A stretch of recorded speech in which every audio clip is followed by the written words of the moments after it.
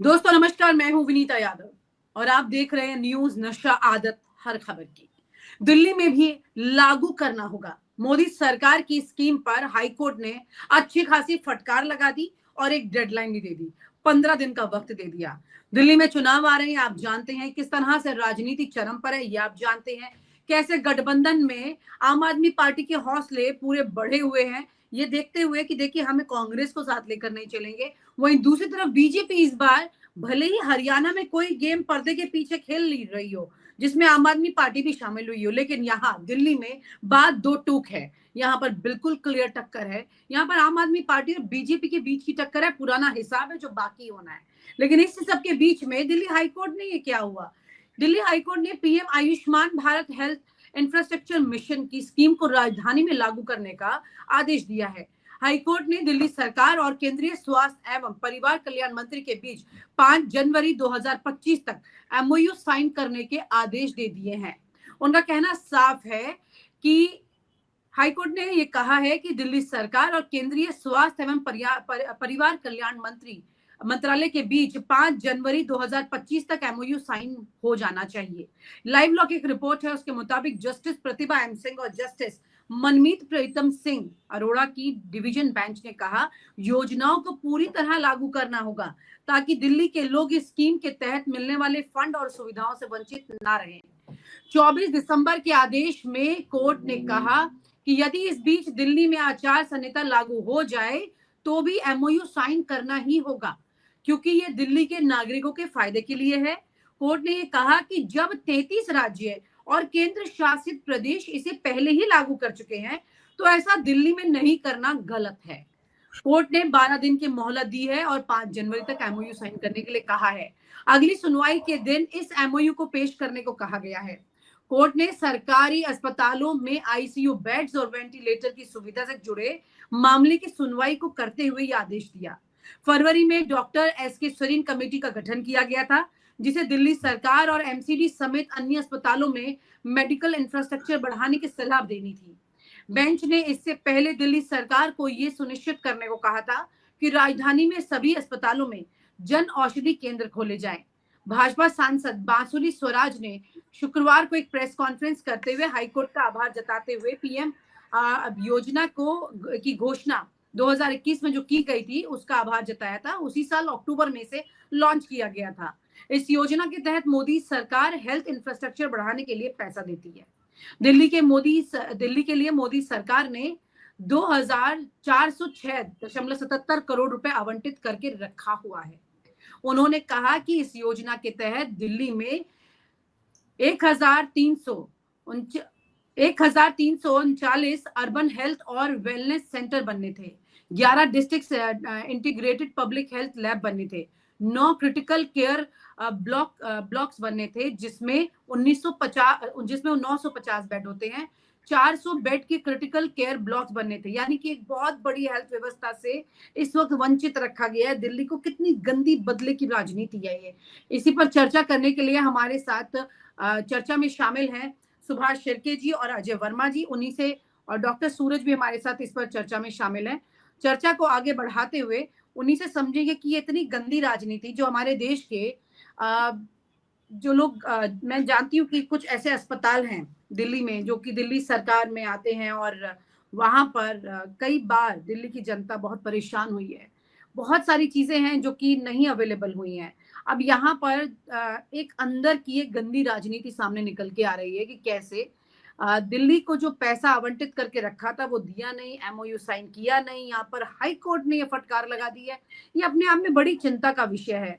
मैं अजय जी से सवाल ये करना चाहती हूँ कि अजय जी, ये मतलब हम दिल्ली में जब भी चर्चा करते हैं, आपको याद भी होगा कि हमने आपके साथ ही चैनल में एक बार एक खबर की थी और किस तरह से दिल्ली के अस्पतालों में बहुत बुरी व्यवस्था थी, और वो खबर देखने के बाद हाई कोर्ट ने उस खबर को इस लेवल पर एक्सेप्ट किया कि उन्होंने हमारी टीम को एक पूरा इन्वेस्टिगेटिव टीम बना दिया था। और इतना सीरियसली इस बात को लिया गया क्योंकि एक महिला ने उस खबर को टीवी पर देखा था और उस खबर को देखने के बाद उसने हमारी खबर को अपनी कंप्लेंट में अटैच कर दिया था कोर्ट में, क्योंकि वो महिला की कहानी ये थी कि वो अस्पताल में जा रही थी, उसका डिलीवरी थी और उसको स्ट्रेचर नहीं मिला था, जिसकी वजह से देरी से उसका बच्चे की मौत हो गई थी।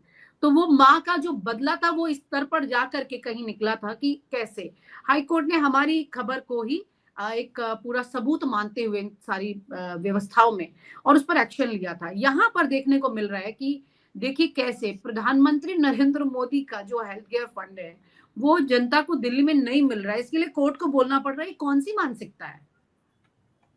देखिए ऐसा है कि ये राजनीति, again coming back to the politics, Delhi में आपकी राजनीति जो है वो भारतीय जनता पार्टी के इस तरह के जो चीजों, जो हेल्थ केयर इश्यूज हैं या फिर जो भी आम जनता की बात होती है उसको रोकने की कोशिश, क्योंकि सरकार उनकी है यहाँ पर। उसी तरीके से भारतीय जनता पार्टी भी पॉलिटिकली कहीं ना कहीं एक्टिवेटेड है इन चीजों को प्रेजेंट करने के लिए, उनके नेता खड़े रहते हैं। हमारी जो स्टोरी थी जिसकी चर्चा आपने की, जब हम उन चीजों को सामने लेकर आते हैं, बहुत कम मौके मिलते हैं इन चीजों को सामने लेकर आने का, या यूं कहिए कि मीडिया, हमने तो अपना काम किया। जो आप जिस केस की बात कर रही हैं, हमने तो अपना काम किया एज अ मीडिया, पर आमतौर पे मीडिया इन चीजों को हाईलाइट करती ही नहीं है। आज की तारीख में आप देख लें दिल्ली के अस्पतालों की हाल, दिल्ली में जन सुविधा की स्थिति क्या है। हम सिर्फ प्रोपेगेंडा, पीआर बेस्ड वर्क्स में लगे हैं, क्योंकि हमें सत्ता में रहना है, या आप हो या भारतीय जनता पार्टी हो फॉर दैट मैटर, दोनों की यही कोशिश। राजनीति और सत्ता में रहने का मतलब ये है कि आम आदमी का खून ही पी जाएंगे वो। तो आम आदमी पार्टी नाम है सिर्फ, madam, this is what I am saying. नहीं मतलब हम कहां तक पहुंच पाए हैं आम आदमी दिल्ली तक। ये तो हमारा जो केस जिसका रेफरेंस आपने दिया वही साबित करता है कि हम कहां तक पहुंच पाए हैं। हम कितनी राजनीति करेंगे आम आदमी के दम पे, सिर्फ वोट लेने के लिए हम पॉलिटिक्स में हैं। Health care is one thing जो कि बहुत जरूरी है। किसी ने इंप्लीमेंट किया, किसी ने स्कीम बनाया, उससे हमें क्या मतलब है। आम जनता तक जो बातें जानी चाहिए वो जानी चाहिए। जी बिल्कुल। यहाँ पे बड़ी बात यह क्योंकि ये पीएम केयर फंड की बात है, आयुष्मान भारत जो योजना है उसको लेकर के बात है। सुभाष जी, इस तरह के क्या कुछ भेदभाव महाराष्ट्र में भी दिखाई दिए? क्योंकि दिल्ली में चुनाव है तो ये चर्चा उठ रही है, वरना ये चर्चा तो दब भी जाती शायद। मैं एक थोड़ा पीछे आपको लेके जाता हूँ। 2013 में दिल्ली हाईकोर्ट, गुजरात हाईकोर्ट ने एक फैसला दिया था जिसके तहत तब के नरेंद्र मोदी गवर्नमेंट जो गुजरात में थी, उन्होंने सेंट्रल गवर्नमेंट की जो प्राइम मिनिस्टर 15 पॉइंट प्रोग्राम है ये लागू नहीं किया था। और 2006 से जो माइनॉरिटीज के लिए स्कॉलरशिप दी जा रही थी उसके लिए एलोकेशन किया गया था प्रधानमंत्री 15 पॉइंट प्रोग्राम के तहत, 2006 से वो लागू नहीं किया गया था। फिर वहां पर जो जनाधिकार संगठन के लोग हैं वो हाईकोर्ट में गए, उन्होंने वहां पे पिटीशन दायर की। गुजरात हाईकोर्ट ने मेजॉरिटी डिसीजन दे दिया कि तुरंत लागू किया जाए इसको, तभी भी लागू नहीं किया गया। उसके खिलाफ सुप्रीम कोर्ट में चली गई मोदी सरकार। 2013 में सुप्रीम कोर्ट ने भी फटकार लगाई कि आपको ये लागू करना चाहिए। उसके बाद सरकार बदल गई, नरेंद्र मोदी गवर्नमेंट आ गई। नरेंद्र मोदी गवर्नमेंट ने माइनॉरिटी स्कीम जो है वो स्कॉलरशिप वो लागू नहीं की। उन्होंने कहा कि हम ये पैसा जो है वो नेशनल माइनॉरिटी कमीशन है उनको देंगे और वो करेगी। और तो ये जो सारी चीजें हैं कि कथनी और करनी में कितना फर्क है ये आप हमें यहाँ पे देखने को मिल रहा है। हाईकोर्ट ने दो चीजों में डायरेक्शन दिया था। पहले डायरेक्शन में मोदी गवर्नमेंट उस वक्त की गुजरात की, उन्होंने कोई इंप्लीमेंटेशन नहीं किया था। आज वो अपेक्षा कर रहे हैं कि आप गवर्नमेंट है वो इस तरह का इंप्लीमेंटेशन करे। तो राजनीति जो होती है वो ऐसे ही चल रही है, हमें देखने को मिल रहा है। आप गवर्नमेंट का ये कहना है कि चूंकि उनको मोहल्ला कमेटी क्लिनिक जो है, मोहल्ला क्लिनिक्स ज्यादा अच्छे तरीके से चल रहे हैं तो इनको इसकी जरूरत नहीं है। और दूसरा मैं आपको एक बताऊं कि ये जो सेंट्रल गवर्नमेंट की स्कीम्स होती है इसके तहत जो बेनिफिशियरी होती है हर एक का रिकॉर्ड बीजेपी के आईटी सेल के पास चला जाता है, बीजेपी के कार्यकर्ताओं को चला जाता है और वहां पे चुनाव के पहले ये लोग पहुंच जाते हैं उनको कि भैया आपको देखिए मोदी जी के कारण ये आपको सहूलियत मिली है, ये आपको लाभ मिला है, इसलिए आपको वोट देने चाहिए उनको। हाँ, जैसे तो वो बोरो के ऊपर फोटो भी लगी हुई थी मोदी जी की और हाँ, तो ये हमने उज्ज्वला स्क्रीन के बारे में भी हमने देखा।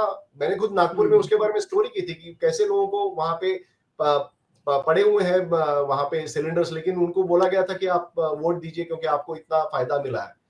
तो इसका उपयोग किया जाता है। तो सेंट्रल गवर्नमेंट की स्कीम ये अपने प्रचार के लिए करने का एक नया फंडा ये मोदी गवर्नमेंट ने किया है जी।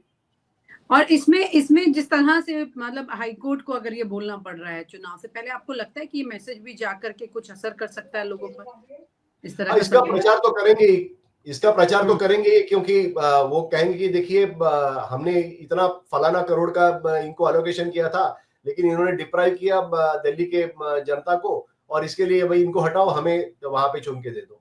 तो ये तो कहेंगे। डॉक्टर सूरज, आपका क्या कहना है इस पे? क्योंकि ये एक ऐसी चीज है जो कि अंत में आम आदमी जो है ना उसको नहीं मिल रही है। चलिए आम आदमी नाम से पार्टी है कोई, लेकिन आम आदमी को ये चीज नहीं मिल रही है, क्योंकि पार्टियां तो अपने अपने फायदे के लिए चल रही है ना। अजय जी ने बिल्कुल ठीक कहा, ये राजनीति है।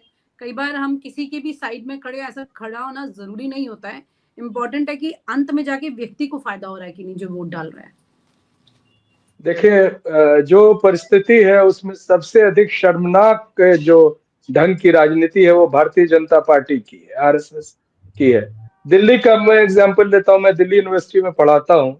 आपको मैं बता दूं मैडम कि ये दिल्ली विश्वविद्यालय में 27 कॉलेजेस ऐसे हैं जो दिल्ली सरकार के अंतर्गत है, उनकी गवर्निंग बॉडी बननी चाहिए। नियुक्तियों में और कॉलेज के चलाने में उनका हस्तक्षेप रहता है कानूनन, जो दिल्ली यूनिवर्सिटी के ऑर्डिनेंसेस के हिसाब से है। लेकिन उन सभी कॉलेजेस के गवर्निंग बॉडी को एबेंस में रखकर और सारे शक्ति जो है एक प्रकार से उसको हाईजैक करके भारतीय जनता पार्टी के जो टुटपुंजिये प्रचारक और ये जो छोटे मोटे लोग हैं उनके हाथों में। और दिल्ली यूनिवर्सिटी की तो ये बुरी स्थिति है कि जो दिल्ली सरकार जो है वो अपनी बात कहने के लिए भी यहाँ पर वो एक जो प्रचार कहते हैं कि हम आके कर देंगे, उनको घुसने नहीं दिया जाएगा, ये परिस्थिति है। दूसरी बात है कि जहां स्वास्थ्य सेवाओं को लेकर जो चर्चा हो रही है, ये भारतीय जनता पार्टी की ही दिमाग की उपज है कि ये डायरेक्टली जो मेडिकल फैसिलिटीज जो हॉस्पिटल्स के माध्यम से, जो डिफरेंट स्टैब्लिशमेंट्स, जो मेडिकल स्टैब्लिशमेंट्स के माध्यम से डायरेक्टली लोगों को पहुंचना चाहिए। चूंकि ये सरकार जो है सो बिचौलियों की सरकार है, तो ये जो आयुष्मान भारत है वो क्या है? वो है कि आपको ये बिचौलियों को ये देंगे पैसे, that is a sort of insurance scheme. और ये जो तमाम फंड जो जाने चाहिए सीधे सीधे अस्पतालों को, जो मोहल्ला क्लिनिक के माध्यम से आम आदमी पार्टी ने कोशिश की है और उनकी कोशिश की सराहना की जानी चाहिए, वो कोशिश को भी अड़ंगा लगाने में भारतीय जनता पार्टी ने कोई कसर नहीं छोड़ी। तो यहाँ दिल्ली में जो चुनाव हो रहा है, चाहे हाईकोर्ट से कुछ भी टिप्पणी आ जाए, ये सच्चाई है कि भारतीय जनता पार्टी इस देश की राजनीति और उसके वोटिंग पैटर्न को, वोटिंग प्रोसीडियर को मैनिपुलेट करके और तमाम ऐसे जो स्कीम्स है उनको बिचौलियों के हाथ में दे दिया है। ये चाहे वो एजुकेशन हो और या हेल्थ हो और या बाकी भी चीजें आप टॉल में ही देख लें, जो बहुत अधिक प्रभावशाली मंत्री और बहुत अधिक डेडिकेटेड मंत्री गडकरी जिनके नाम से प्रचार किया जाता है, उनको ये कहने में 10 बार जवाब नहीं मिलता है कि पूरे विश्व में सबसे अधिक टोल टैक्सेस भारत में उसूल किए जाते हैं रोड पर, और फैसिलिटीज के नाम पर क्या दिया जाता है। जो लोग सड़कों पे चलते हैं, अपनी अपनी गाड़ियों को चलाते हैं, वो देख रहे होंगे। तो इसलिए इसकी भर्त्सना की जानी चाहिए। Bharatiya Janata party has shown all its lowliness in its design, in its जो उनकी राजनीतिक सोच है उसी वहीं पर दूषित है। जी मैडम। बड़ी बात अफसोस की यही है यहाँ पर कि किस तरह से हमारे देश में राजनीति की परिभाषा ही बदल गई है। अब जैसे अजय जी ने कहा शुरू में ही कि राजनीति है, अगर कोई चीज राजनीति है तो इसका मतलब ये नहीं कि उसके साथ गंदगी बिल्कुल ऑब्वियस पैटर्न में आ जाए। ये हमारे नेताओं ने स्तर पर ला दिया है और ये अपने आप में ही राजनीति है विद इन्वर्टेड कॉमास, ये कहा जा सकता है। ये एक पढ़ा लिखा व्यक्ति समझ लेगा, लेकिन आम आदमी तो ये समझ भी नहीं पा रहा है। वो तो इसका बहुत बड़ा टूल बना हुआ है, इतना बड़ा शिकार है। वो सोच रहा है कि उसने नेता को शिकार कर लिया है मुफ्त का अनाज लेकर, लेकिन असल में वो इतना बड़ा शिकार हो गया है कि आने वाले वक्त में जब नेता के पास फंड नहीं बचेगा उन्हें बांटने के लिए, तो सबसे पहले यही, मतलब इन शब्दों में बोलना नहीं चाहिए, लेकिन सबसे पहले यही व्यक्ति मरेगा। इसकी सबसे पहले बड़ी मुसीबत आएगी, लेकिन इसको भी इस बात की चिंता नहीं है। आम आदमी कहीं से भी उस स्तर पे कहता हुआ, आवाज निकालता हुआ नहीं मिलता है कि भाई आप हमें ये मुफ्त का अनाज मत दो, हमें काम दे दो। अच्छा, काम जो मांग रहे हैं, अगर हम थोड़ा सा उससे ऊपर के तबके में चले जाएं तो उनको भी काम नहीं मिल रहा है। तो कुल मिलाकर के यहाँ पर जो राजनीति में बची हैं चीजें, वो आपस में एक दूसरे पर छीटाकशी वाली बच गई हैं। कहीं पर भी ये चीज नहीं दिखाई दे रही है जैसे कि वाकई में आउटपुट जिसे कहा जाता है, एक अच्छा काम निकाल के लाना, वो दिखाई दे जाए। इसीलिए आने वाले वक्त में जरूर हमारे देश के अब स्वर्गीय पूर्व प्रधानमंत्री मनमोहन सिंह जैसे नेताओं को याद किया जाएगा, जिनके काम आप भी बोल रहे हैं और आगे और भी बोलते रहेंगे। बहुत बहुत शुक्रिया, थैंक यू सो मच। एक लाइन मैडम, जो आपने कहा कि लोग बोलेंगे, सुनने वाला कौन? जी मैडम, शुक्रिया जी, थैंक यू। और आप हमसे जुड़े रहने के लिए सब्सक्राइब करें YouTube पर, फॉलो करें Twitter पर और लाइक करें Facebook पर। और ज्यादा जानकारी के लिए आपको टाइप करना होगा सिर्फ न्यूज़ नशा।